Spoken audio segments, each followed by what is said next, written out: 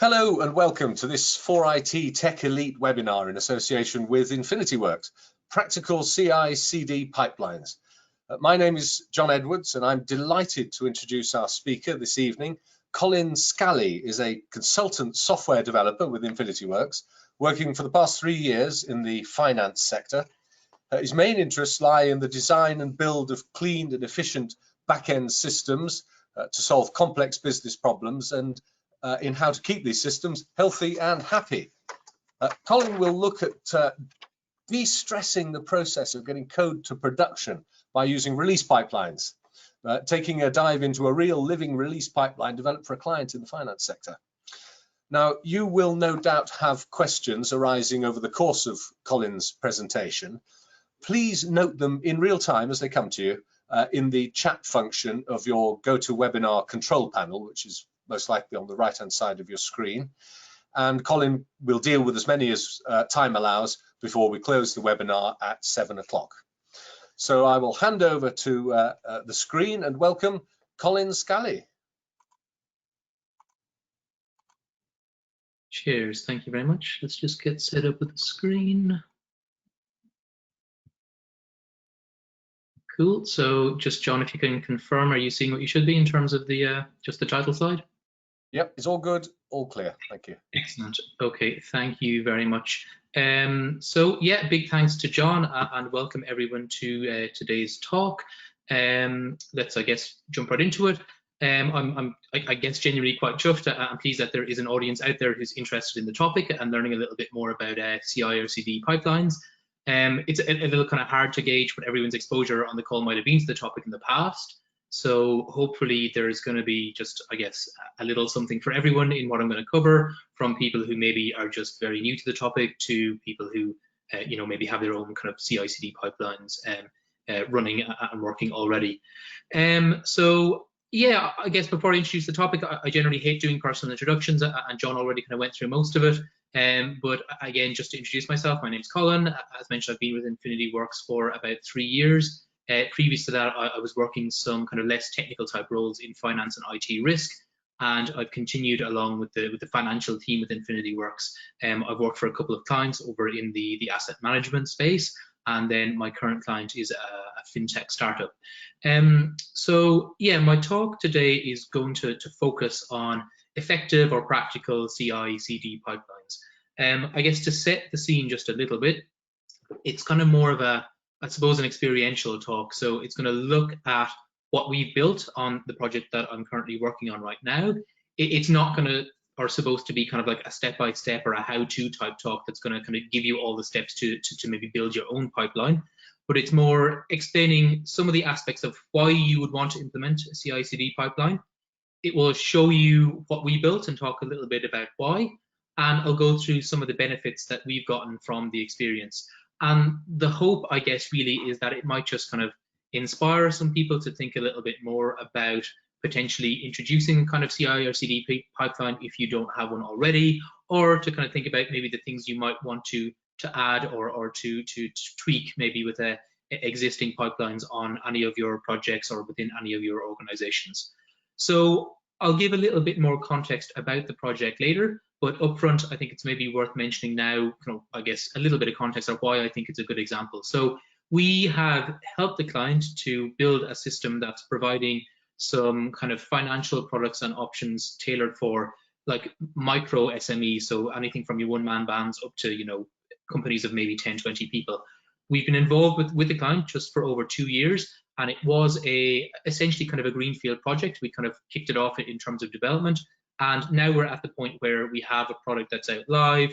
There's customers using the system. So I guess just the reason that I'm telling you that is just to show the system has obviously evolved a lot in the time that we've been working on it. It's gone from kind of obviously nothing to a live platform, and it's got a lot more mature. And we've built a release pipeline kind of alongside that, which has similarly had to mature over time from something extremely basic initially to something that's functional but still quite simple at the minute. And that's going to be one of the key points, is that you don't need anything massively complex when it comes to release pipelines. So we've seen the team size expand at the project, the scale of the platform grow, the complexity of the application grow, and just over a year ago, we were probably deploying to production only kind of once or twice per day, which was fine for where we were as an organization at the time. We weren't yet live.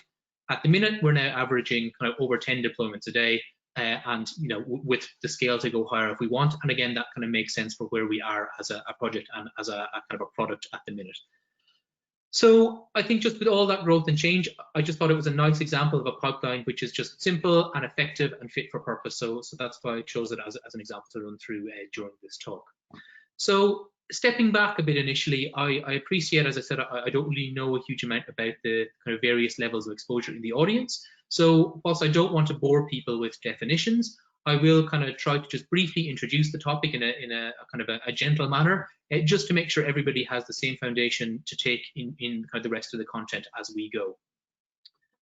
So, as I said, I don't want to labor the point, but just to ask the most basic possible question initially. I've mentioned the topic of the talk is CI/CD pipelines. So what does that actually mean? So if we start with the CI part, that stands for continuous integration, as you can see on the slide at the minute. So this diagram really just illustrates, we have a group of developers here, and they're all working together on a shared code base.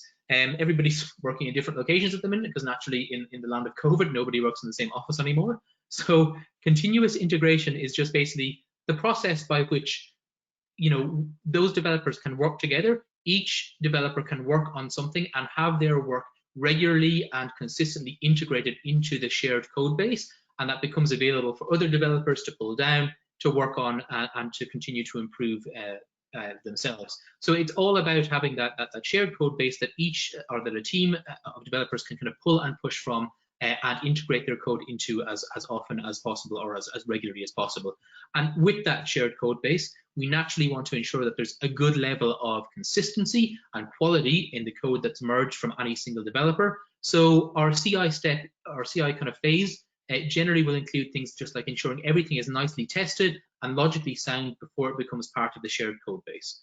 So that's CI, and if we move on from there, CD, which in this sense stands for continuous deployment, is I guess kind of the follow-on step from there. So we have the kind of the finger on the red button on the side there, and that's looking to ensure that the changes that are made and integrated into the common code, when you press that red button, which is kind of that merge button, so you're merging your changes into the code, you want to make sure that it is efficiently and regularly deployed, generally right out as far as the production environment, which is kind of represented by our kind of happy customer at the end holding their star. So really it's just making sure that changes that are put into the code base are gotten out into an end environment as soon as possible. So when you put the two of those together, you can think of kind of CI/CD as that one continuous process that starts with a developer making some change or improvement they want to merge into the common code, and ends with that change or improvement going live. And that sounds quite simple, but there can be a lot to it. There can be a lot of steps that we can put in place on that journey, and the concept of the pipeline is kind of those steps defined and automated as much as possible and consistently applied. So we want the kind of the same steps for the most part happening all the time in a kind of a logical manner, and across kind of all of our service. So ultimately, the huge majority, if not all, of the changes that we've made to the code base are going to go through that common set of steps and that common set of checks before hitting our production environment. So hopefully that kind of gives a bit of a context around what we'll talk about. And I think the next big question then, and one that I'm going to cover in some amount of detail, is why. So I've set down kind of some of the key takeaways, or the key just, I guess, themes of why you might want to implement something like this or to achieve this. I started off kind of hoping to do just 2 or 3, but actually I realized there are quite a few, to be honest. So I think there's a lot of good in just kind of expounding on those reasons, and I'll pop through them kind of just one by one. So I think the first one, and really I guess one of the most common sense points, is that, it's a very basic point as well, is just that it makes a lot of sense to have a managed process in place to get code from the hands of the developer to the hands of the customer. So when you put a pipeline in place with those defined steps, it allows a single simple interface for developers, which is the merge button, and the pipeline kind of takes care of everything from there. So it should take care of at least most of the rest of the process. So we minimize the potential for human error in developers having to kind of work themselves through a release process or having to push code out themselves. it makes, you know, just a much more coherent process, and people don't end up developing like different ways and means of trying to achieve what a pipeline will do in an automated and in a consistent way all the time. So with that said, yeah, it's just a really nice way to manage that process. Second, and I think one of the real big benefits, is it's a level of assurance. So I mentioned earlier around, you know, some of the testing that will happen, and this really helps to kind of, you know, stop somebody with the best will in the world accidentally dropping kind of a digital nuclear bomb into your code base. So, you know, things like just bugs and downtime are obviously things that, you know, we all want to avoid all the time. So having this set of steps in place, which tests code, which merges code, and which takes it through to production, you know, with various safety checks along the way that I'll kind of go into a little bit later. But having that in place, I think, is absolutely invaluable, and just means you're a lot more relaxed about pushing code, and you're a lot more sure that, you know, the things that are pushed aren't going to break the system as a whole, or parts of the system. Next, I think we have kind of consistency and repeatability. So I guess kind of building off that last point around assurance, I think there's also a huge amount of value in knowing that kind of code is going to go through the same set of steps in that defined, repeated manner every single time, and it's also consistent across all your services. So for example, if you're working in a microservice environment, you know that each individual and independent service that is pushed to is going to have that same set of steps in kind of getting it out to release. And it's just, you know, it's just that other additional level of assurance on top of what I mentioned previously. And it's particularly valuable as the size and complexity of your application and your system grows. And it's really, really good to have that consistency. So next from there is just around speed. And again, this is, I think, a pretty obvious point, but that robust kind of CI/CD pipeline approach, it really does help you speed up the rate at which you're able to deliver code in, I guess, you know, in lots of ways. So, you know, just for example, you know, just automating your tests and having them run kind of by a pipeline or by a CI system is a much more efficient way than manually testing things every time. Or, you know, again, with the best will in the world, sometimes you will introduce bugs to your system, but a CI pipeline which is running those tests automatically will give you very quick feedback on when things fail or when things go wrong, and will allow you to kind of, you know, just remediate quicker and to push back out something that is going to work and is going to be okay and goes through that system quicker. So, you know, just they're just two examples, but it's the broader point, yeah, is just that, you know, implementing something like this is a really good way of speeding up how quickly and how often you can get that code out. Next is kind of lower resource requirements, and I genuinely hate using the word resource when it comes to talking about people or developers, because it's just it's really quite dehumanizing. But in this sense, what I mean is kind of resources as a combination of, you know, human effort and kind of time taken to kind of, you know, do things or to work on aspects of your system.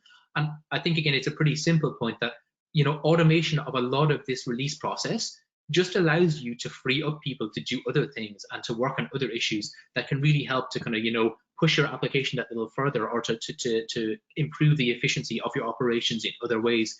It's honestly, it's one less thing that your teams have to focus on when it's mainly taken care of through automation. So yeah, it allows you that freedom to work on other things, that are, you know, equally important.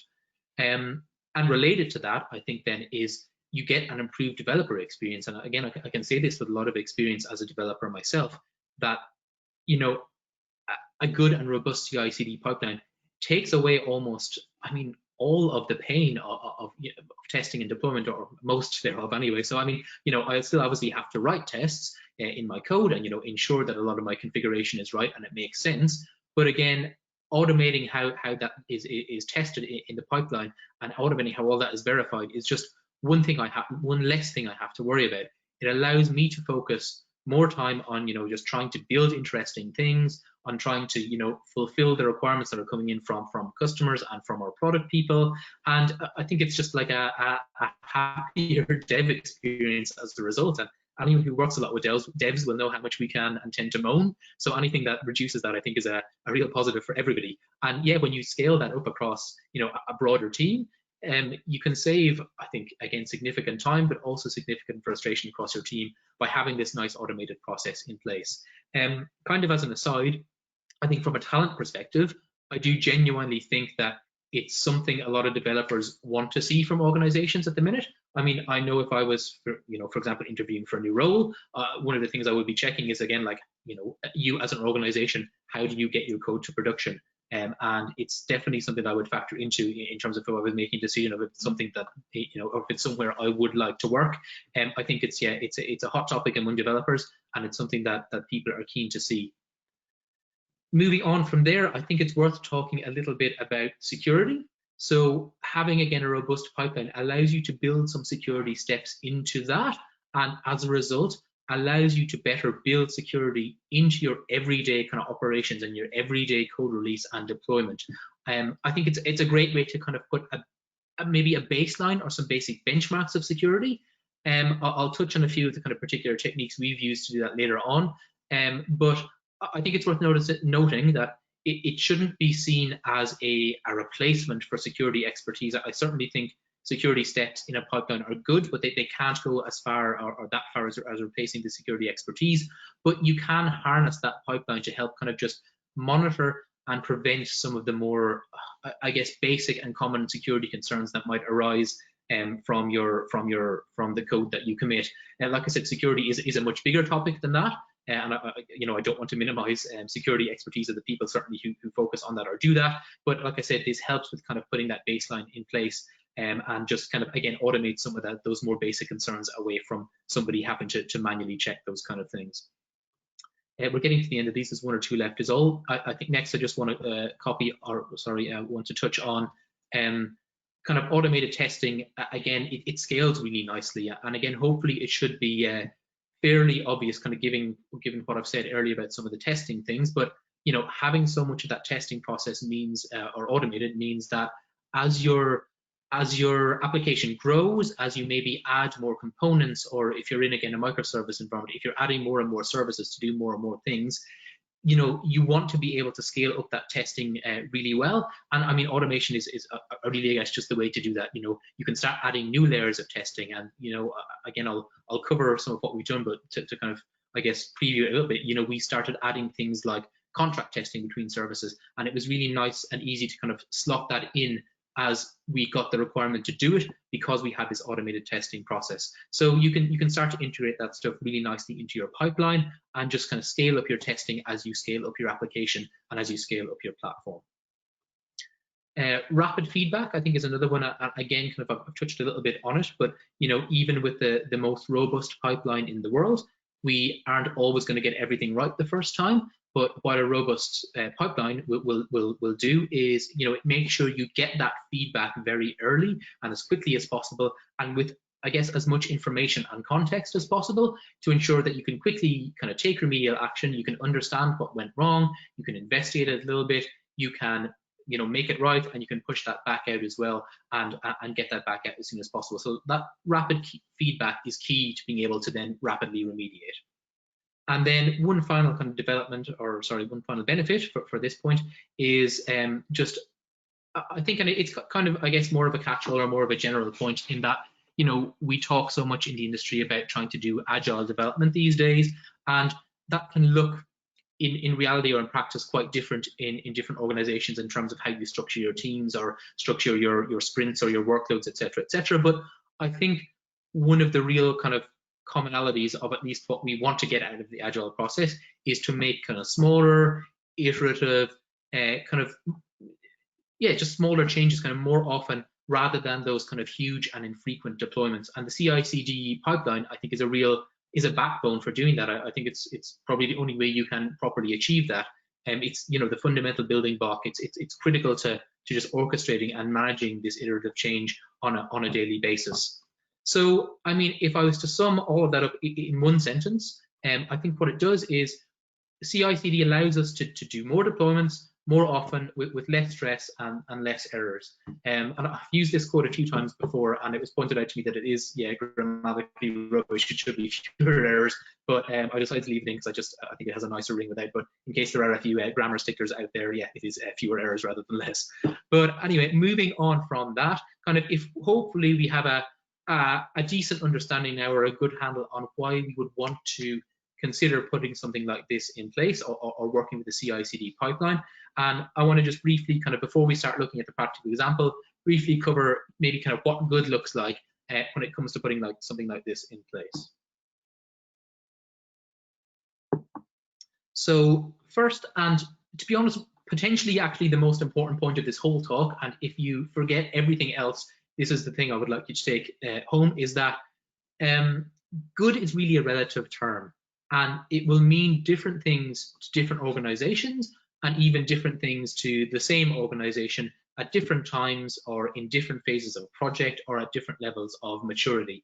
And I kind of think the only way to define what an ideal CI/CD pipeline is for you is to consider what are your specific needs as an organization at this time. So, you want to think about things like, are you just starting to develop your product, or are you at a stage where it's quite mature? Do you have real customers yet, or is it still in the kind of just testing phase? What is the size of your team? Is it just a small number of people, or do you have large kind of distributed teams all doing kind of different things and working on different features? And I think it's key to remember that a CI/CD pipeline is something that can absolutely kind of scale with you as your project or your application becomes more mature. So there's no need necessarily to worry about having the best pipeline in the world, as long as you have a pipeline that is good for you and that works for you. So, what I'll show you in a few minutes is I think, honestly still really quite simple, but we've gotten to a stage where our application is relatively mature, but our pipeline still works for us, and that's what's most important for us. It fits in with our needs and what we want to do, and that's the key for us. So your pipeline should really always support your requirements and not dictate them. So, just as a really simple example again, you might want to think it's time to improve the maturity of your pipeline if you're at the stage where your pipeline is taking potentially so long to deploy that it's holding back your desired number of deployments, in a given time. But they're the kind of factors that you'll want to think about. And yeah, as I said, I really want everyone to remember that point and take it with you. Just make sure your pipeline is facilitating where you are as a business and is working for you. So with that said, whilst I said it's a relative term, I will try kind of put down some just very general points of guidance of what you might want to look at implementing in terms of how your pipeline works and what might look good for you in the most abstract sense. So I think the first one is just around automation, and again, it's a word I've said a lot, so it's pretty central to the whole thing. And it's just asking, are all the steps in the process taken care of automatically, or how much manual intervention is needed?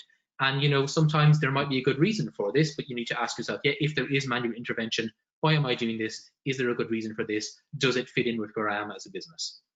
Repeated is another one. Are you running kind of consistent steps all the time for all your services?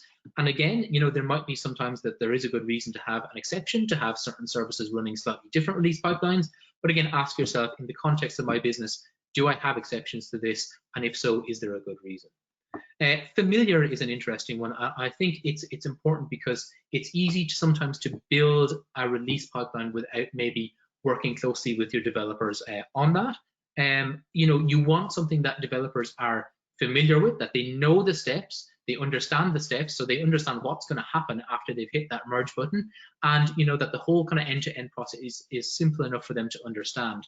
And a big reason for this is if the pipeline happens to return some sort of error, will they be able to identify where the error is, why it happened, and what action they'll need to take as a result? Fast is another one, and this is a real kind of, definite, again, very dependent on your needs. It depends on how often you need to deploy and, maybe how many times a day or how quick you need the deployment to be. But basically, is that fast enough for you at the minute, and is it meeting your needs? Feedback, again, is it giving you that quick feedback? Is it both, in terms of if there is a failure in the system, or even if the system kind of is complete and successfully end to end, is it giving you that feedback so you have the knowledge to do something if you need to do it, or you have the assurance that it's gone through fine? And finally on this, again, is keep it simple. So again, I'll show you our pipeline in a few minutes, and you'll honestly see that it's not very difficult at all, or it's not very complex. It's not rocket science, and you can get a lot without having to do anything really overly complex. So moving into the next kind of phase is the practical example. And I'll leave a bit of context there on the screen for a minute. I'll kind of cover this at the start, so I won't run through it too much, but just maybe to cover on the last point again, we've brought this up to a stage where we're averaging over 10 deployments to production every day. And again, that's very much an average. I checked just in the last 2 weeks, went back to some of the logs, and there was times where we did 30 or 40 a day.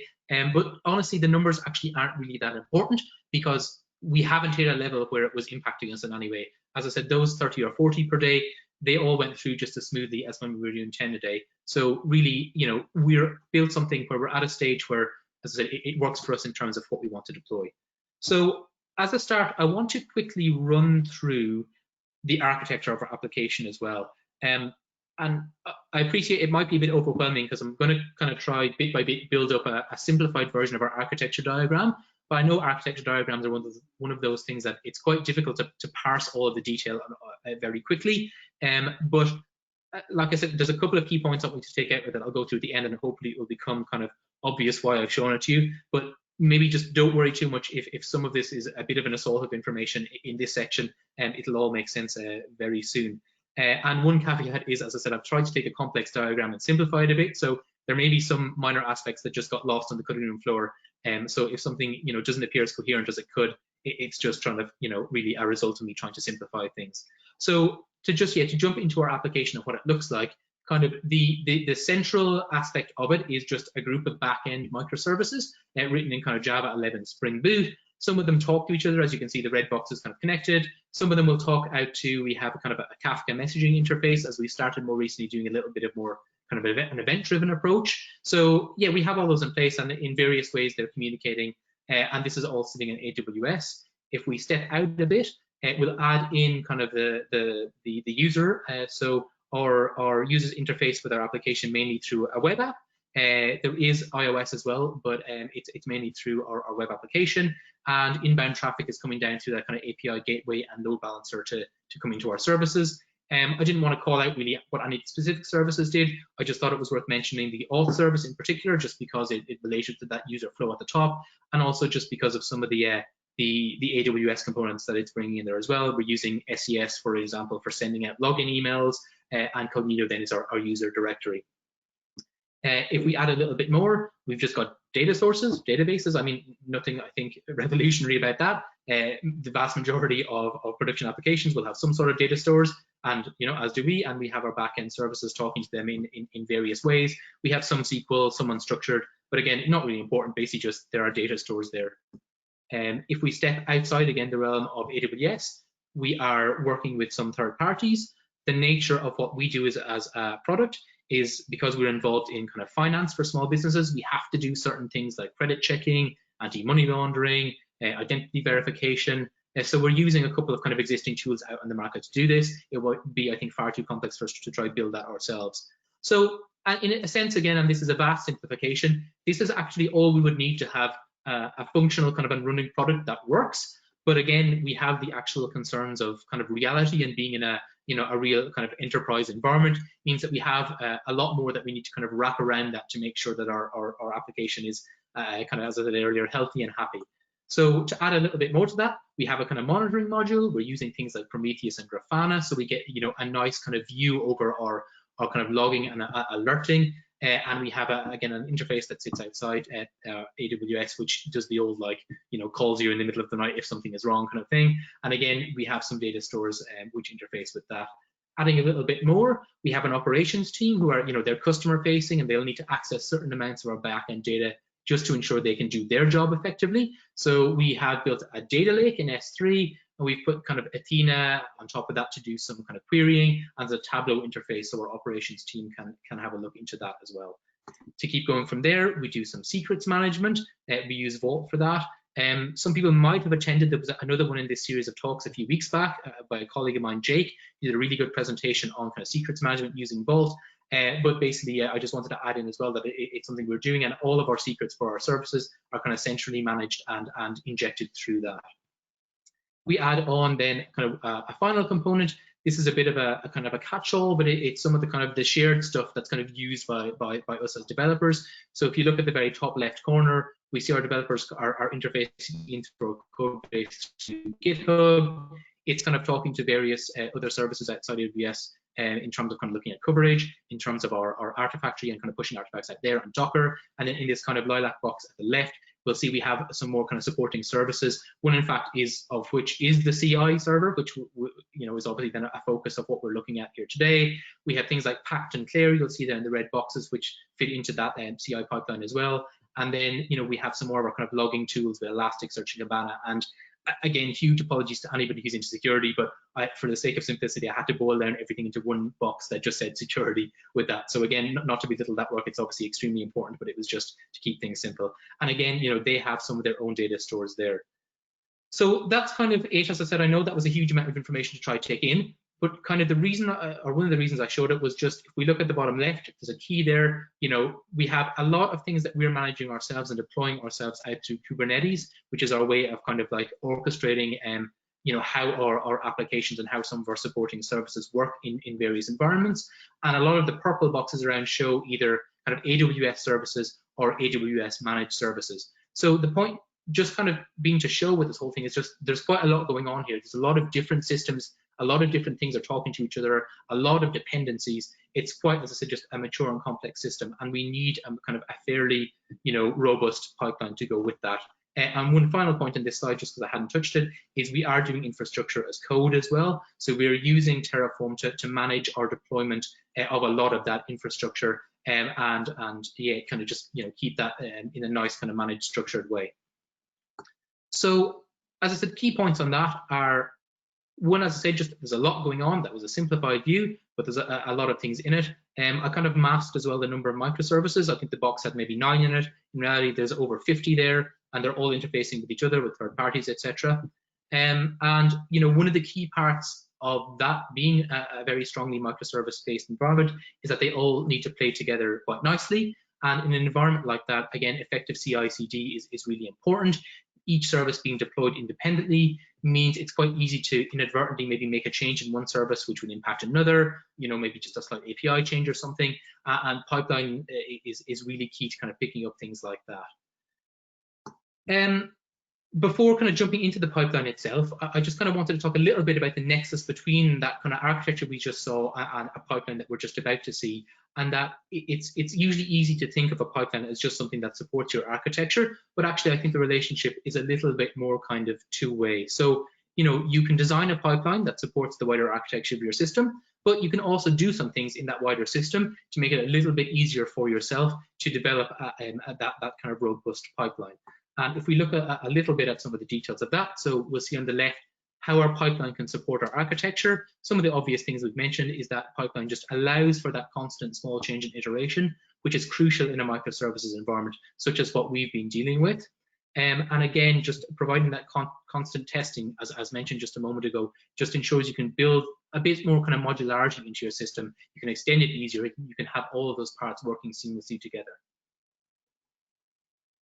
On the right of the slide, then, if we flip the two roles, is you can do things with your architecture. Apologies, I've gone one slide too far. You can do a lot with your architecture that supports you being able to kind of nicely put in a robust pipeline. So again, our microservice environment, whilst I said that the pipeline supports doing small steps, microservices kind of encourage you to do small steps and encourage that small bit by bit iteration approach. And that, in fairness, makes it easier for your pipeline to not have to deal with these massive giant changes. It just has to quickly kind of run all these number of small changes, and it makes it easier to kind of build up those steps based on that.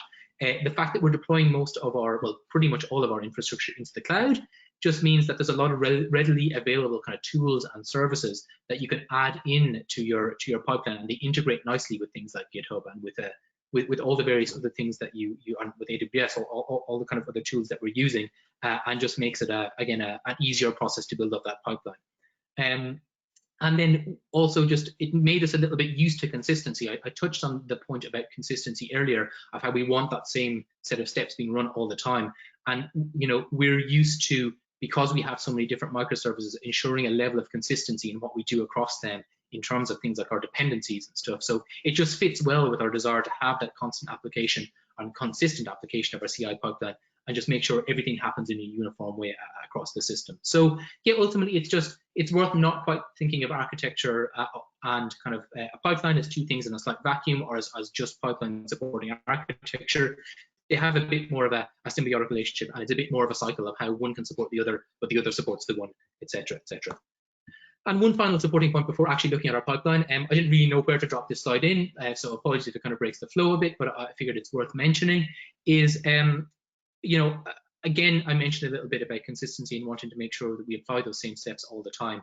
So the way it kind of works in practical kind of terms is we're using Circle CI, and each repository for each individual service will have a kind of a configuration file that assists in kind of, I guess, setting out how any individual run will go. So when you have one of those existing in over 50 microservices, you can imagine it's quite possible that, you know, a service or services could get out of whack with the rest of the services, and suddenly you have different services doing slightly different things, which is less than ideal, and just makes it really difficult then when you want to add maybe new steps in. You know, you don't know what the state of each individual service is going to be in terms of how its pipeline is run. So we have mitigated this through a templater, which is something that I would definitely encourage anyone who's working in a kind of distributed microservices environment to do if they're implementing a CI/CD pipeline. So it's just a kind of a central template that we manage, kind of a master one in its own code repository. And then when changes are made to this, we're set up to automatically apply those changes across the CI configuration file in each individual service repository. So we enforce that consistency across each service. And again, we get that bit of assurance that each run for each service will be the same. So just kind of, as I said, just an additional point for anyone who's kind of running a very distributed or microservice-based environment, that there is a kind of a fairly easy way to get consistency across all your microservices. So yeah, so I know it's kind of probably built up for quite a while to get to here in terms of looking at a pipeline. And we discussed what we want to put in a pipeline. We've had a look at our architecture. So hopefully, I think that will give everyone a lot of good context up to this point. But now, yeah, let's actually dive into the pipeline itself and what we've actually put in place. And again, the kind of spoiler alert for this section is it is really quite simple stuff. And there's nothing, I think, really groundbreaking out of the ordinary, but it's what works for us. So I guess to keep you on tenterhooks for even one more slide, there is a little bit of stuff that, you know, before code even gets into a pipeline. So we're using GitHub as the interface into our code repository, and there's certain things you can build in there that apply even before anyone has to merge a code, and some other operational things as well. So one is code review is very important to us. You know, there's entire talks that could be given about the importance of code review, and I don't want to kind of tread over too much of that ground here, but suffice to say that every line of our code is reviewed by a peer before being merged, and there's a hard stop on you being able to merge code before it's approved by another developer. So it just gets that extra bit of kind of peer review, an extra bit of quality assurance before it ever even has to go into or think about going into the system. We do some sort of stuff around coverage that can feel like sometimes putting a little bit of an arbitrary figure in place, I know, or having, you know, something that's a bit of a tick box exercise, like, oh, my code has to be 80% tested, etc. What does that really mean? It's kind of a bit arbitrary, but, you know, we still have established at least a baseline that we want to hit, and also we do a check that, you know, you're not overly reducing the test coverage from the current level, which it was from the previous merge, which is again maybe a bit more of a useful metric, that at least, you know, we want to see at least constant, if not improvement, constant, you know, staying the same in terms of how much we're covering. We do some kind of basic quality checks at this stage, although there'll be more later in the pipeline, and we do some kind of versioning. So we do some semantic versioning to implement kind of like, I suppose, rational version numbers for all of our services and APIs that reflect their evolution. So, you know, as a developer, before you're allowed to merge, you'll have to tag a pull request as being, say, for example, major or minor or patch, which just depends on how that kind of version number increments. And it makes it easier to, you know, just kind of trace back the evolution of the system from there. So with those kind of out of the way, and if we're happy with all those, we're at the point where we can look to merge the code, and we can finally then jump into our pipeline. So the first step of our CI/CD pipeline is really the most basic first step, and I can't imagine there's a pipeline in the world that isn't doing this, but you have to ask the question, is just the code build? Generally, you know, this won't be an issue because it will have been caught earlier. You know, as a developer, if you have written some new unit tests and you try to run them, for example, locally, if your code doesn't build, it will fail at that point, and you'll wonder why, and you'll find, you know, there's just a missing semicolon or something somewhere. But it's something that, you know, generally should be caught by a developer upfront, but just in case, it's there just to make sure that, you know, at the very start of the pipeline, your code can actually build, and there's nothing, you know, massively egregious going on. Our next step is test. And again, you know, nothing at all out of the ordinary here. And I imagine there is a test step in pretty much every CI/CD pipeline out there. Though I think people often tend to use it more just for the kind of standard unit and integration style testing and leave it for there.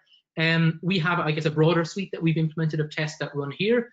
I mentioned contract testing earlier, and I'll give a little bit more detail here. So again, given our microservice architecture, we've put contract testing in place because it allows us to help kind of define the contract that exists between any two given pairs of any given pair of microservices that talk to each other and that need to interface with each other.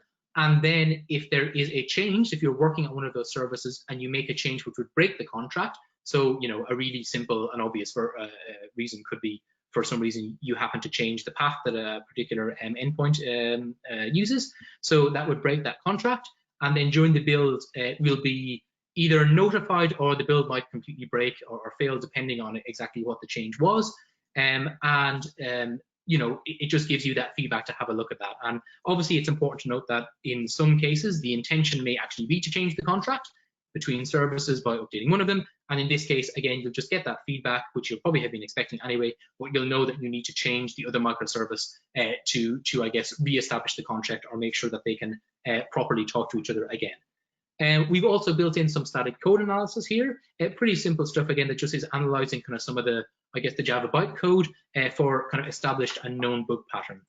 We've implemented a bit of kind of code quality and style checks here again. These are quite customizable, and it allows us to define what do we think good code looks like and what are the coding standards we want to put into place, and just again have those run as part of this. So it's a fairly kind of comprehensive test step overall. And like I said, most people will use a test step, but if you are, maybe hopefully there's some new ideas here of extra things that you want to use. And I think it's important just not to think of the test phase as just make sure the unit tests pass. There's a lot of different things you can build in here, and again, it just depends on where you are and what you need as a project or as an organization at that time. After that, we do some work with Vault. So I mentioned Vault as our kind of secrets storage kind of, well, I don't want to use the word Vault again, but it's our secrets Vault when I was looking at the architecture diagram. And what we do here is we have these secrets injected from Vault into the CI environment every time it's run. So this isn't something that really, I guess, necessarily affects the developer experience too much, but I just think it's a kind of a cool additional security feature. It means that we don't have to store any sort of secrets inside the kind of the CI backend. Everything is kind of dynamically injected every single time this is run from Vault, and it's just, like I said, a little bit more secure. It means there's less secrets lying around, and just a nice way to do it. So after that, once we have the secrets injected, we're going to go through what we call kind of a Docker step. So all of our services are run in Docker containers, which are then orchestrated by Kubernetes out in each of our kind of running environments. So whilst you may be able to spin up an application locally, for example, and it runs fine, it's critical that it's set up with the proper dependencies when it comes to Docker, that it can run in a remote container. So you need to have, I guess, just the proper dependencies kind of set up to enable the application to run. So what this step does in terms of a pipeline is it just spins up a local instance of the server running in a Docker container inside the CI environment, and then perform some basic health checks. So it's just basically will this application actually work from a kind of, will it run, or will it for some reason, kind of fail on attempting to start up when we push this out. So as long as we're happy and this test passes, we know that's cool. Okay, this is going to run, and we can move on from there. So next, we've added a little bit more of kind of another security step. We're using something called Claire, which is like a kind of another vulnerability scanning tool, but at the container level. So it's looking at all of those dependencies that your Docker container is bringing in that sit below necessarily what would have been in your particular application. And again, it's going to look at what are the potential vulnerabilities in those based, again, like on a known or understood list of vulnerabilities. So again, we just have an additional level of surety that we've not brought in anything vulnerable, and we're just mitigating that risk here. So after that, we have kind of a release step, and this is a bit of a catch-all step I've kind of tried to simplify down. There's a couple of things going on here. So I mentioned that we're going to orchestrate how our containers run out in our production environments using Kubernetes. So here we need to kind of define what that deployment will look like in terms of how it's configured and stuff. We're going to push out our Docker container into a repository. We've been using Docker Hub for a long time. We recently moved over to ECR on AWS, but it's the same idea either way. It's just pushing out that container to a repository so that it's available to be deployed then in the following steps. And we do a little bit of interface then again with GitHub around kind of release tagging and whatnot, just some of the kind of the admin, I guess, around it. So basically, I said it's a bit of a catch-all step, but at the end of this step, essentially we run through a set of phases, and we're now at a really good level of assurance that we're ready to start deploying, and that once we deploy this out, it's going to start up okay, it's going to run, it's, you know, we're not introducing vulnerabilities. Basically, it's the, you know, the step at which we say we're good to go. So then we go through a final deploy step, and it's kind of, you know, per environment, kind of 2 steps that go through here together. One is kind of updating our API gateway to reflect updates to the service, and again, making sure any inbound requests are going to, you know, properly take account of an updated service. And similarly is then deploying out the updated service to Kubernetes, which is going to spin up a new set of pods using the updated Docker containers, and essentially just, you know, sets our updated application or updated service running in each of the environments. So yeah, with those final steps, basically we now have the service running and we have the newly merged code out in each environment, and we're at the end of our pipeline. So you know, looking at that again, not a huge amount of steps, and as I said, nothing that's particularly mind-blowing. It's a really simple set of stuff. So one tiny thing I should mention is I've talked a bit about automation, and we wanted to reduce as much manual intervention as we could. There is one small point just before it goes out to dev, or excuse me, just before it goes out to prod. So everything is automated to dev and pre-prod, but we do have one, just literally click one button to approve to go to prod. And that can be useful just sometimes, especially if there's maybe back-end and front-end changes around a certain feature and you want to do some kind of final testing of those together, just to take a pause after pre-prod and make sure that it's all good to go before going to prod. So that is our pipeline. I do want to very briefly call out, we do have a second one around infrastructure as code. I mentioned we're using Terraform to push out changes to our platform, and we do have a kind of separate way that we push that out. Just again, some very simple kind of validation and checking of our formatting, and then it runs the Terraform plan, which is what analyzes, oh, this is what you want to do versus the existing platform or the existing infrastructure, and shows you this is the difference, so this is what you're going to do, are you happy with that? And then yeah, as long as that's good, it just applies out to each environment from there. So this is an instance that I mentioned earlier, is where you might want to have a slightly different pipeline for a different process or for a different context. So with that in mind, what are the benefits we've seen? I mentioned earlier the number of deployments that we're at today is fine for us, and it doesn't cause any sort of kind of constraint on that, which is perfect. Minimal outages. We don't really have, I think, any kind of issues caused by us deploying out breaking code, and where there are outages that comes from things like maybe poor configuration or accidentally a change in our secrets or something, we get that feedback I mentioned earlier that we can fix that quickly. So we have that just speed of fixing things up. It supported scaling the system. As I said, we've added so many more services, more interactions, more integrations, and it's been pretty seamless for us because we've just been able to always release out any of those changes or any of those updates pretty easily. And yeah, as I just mentioned above, we've been able to integrate kind of infrastructure changes as well. So on top of that, we've completely automated some deployments. So for example, simple stuff around the dependencies in some of our Java services, it can be very onerous to try to keep up with them, but we automatically scan for updates to those dependencies.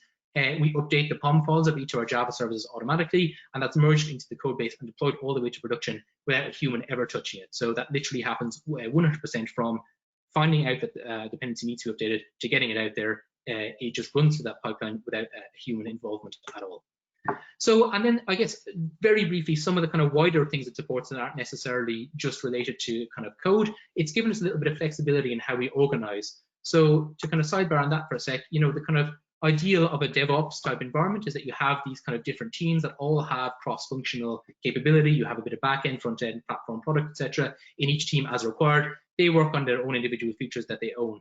So we were doing a bit of that. And we still do to some extent, but we found for a period of time, we had some specific platform things we wanted to work on that didn't necessarily align to a particular, customer use case or a business reason. So we were able to kind of, have a platform team that were central and focused on improving some of those things, but still interfacing out into the various teams, kind of coming in as and when needed, working on a little kind of ticket here and there as required, and having, you know, a good pipeline really just supported that, because it kind of allowed as that flexibility for a platform maybe expert to come in and to make a change, to get it deployed out without it being a big kind of blocking thing for all of each individual team. So it's just allowed us that flexibility to work in a way that works for us again and supports us as an organization. And then some other things on top of that, the quick feature branches that allow, you know, that we can do because we're pushing out these things so quickly and so regularly, just makes it a lot easier to work with product, to break down a task into small bite-sized chunks, and to, you know, to be able to give feedback to them and update on how we're doing it and what we've achieved and how much we've gotten out. And finally, then there's just nice integration with things like Slack. I mentioned about the importance of getting good feedback. You know, our CI tool is good at sending us messages and keeping us updated on the way we like to communicate, which is through Slack in our organization. So I'm very conscious of time, and I think I've gone on too far, but that's kind of the main takeaways, again, revisited from earlier on in our summary, just around assurance that we're not putting junk code, consistency of things happening the same way all the time, the speed at which we get things out, around how we can deploy our resources and keep people happy. It supports our security, you know, allows us to scale up testing, and it's given that feedback that we want. So again, obviously just a very brief summary of what I covered earlier in terms of some of those benefits to us. In a general sense, again, it's such a one of the main backbones for good agile delivery, for getting all that stuff out quickly, for being able to implement the ways of working that we want. And finally, that as a last slide, literally that one key thing that I really wanted people to take away from this again is that context is key, and the context of your organization is what is the key for what you need to do. You always want to do what's right for you and do what you need to do to deliver. And you know, that's obviously kind of a much broader point, but is equally applicable to CI and CD pipelines. It has to work for you. It has to work in context, and yeah, I think that's just the big point. So with that is it really. I do apologize, the last few slides I felt I had to run through because I overshot it a bit, but I think there is still a few minutes for questions, so I'll bounce it back over to you for now, John, and see what people came up with. Well, there certainly are. Thank you very much for that, Colin. There are several questions now. First of all, can you talk a little bit more to testing? For major enhancement and development, there'll always be a major commitment to the automation of new functionality. And the question, I guess, is that's how you balance CI/CD versus managed deployment. What do you think?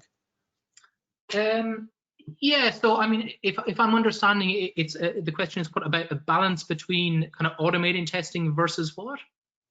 Well, he asks for major enhancement or development, there'll be a major commitment to the automation of the new functionality. Yeah, I guess this, he says, is how to balance CI/CD versus managed deployment. Yes, sorry, I understand now. So I mean, yeah, absolutely, and I mean, it's one of those things, though, I think you get a lot of investment on over time. And I mean, you know, at the start, if you are in a point where you are maybe starting off on a CI/CD journey, or if you have you know, a fairly simplistic or maybe not too mature system yet, it is, you know, probably a bit more upfront effort to work in, you know, your additional testing, and you know, if you have that, as you said, kind of major new functionality that requires all this additional testing on new types of testing. But it is one of those things, I think it becomes a lot easier to make extensible as the maturity of your system grows. So yeah, I mean, it's always a question of balance, and it comes back to, as I said, kind of doing what's right for you. And if there is obviously a very pressing business need that means you don't have the time to invest right up front in doing something in a kind of CI/CD environment, I think that's totally understandable and totally something that you know, you should kind of run with. But like I said, I think that it's worth stepping back a bit, maybe once you have a bit more time, or once you can invest that, and it will pay dividends down the road. And I think it becomes a lot easier then to make that commitment to automating things, the more mature it is and the more automation you have in place already. I hope that makes sense. And another question, now you're going to have to forgive my reading out of the abbreviations here. What is your approach on having different environments like dev, sit, UAT, pre, prod, and git branches to deploy the version to these with different builds? Do you use git flow? We don't. So I have to admit, our environment is quite simple. So we just run dev, pre-prod, and prod, and we, you know, we tend not to deploy kind of different versions across the different environments. I think it's again part of being worried about like how we couple or decouple our microservices. You know, things should work together in the same way, we feel, across all environments. So I'm afraid I probably don't have a very good answer for that.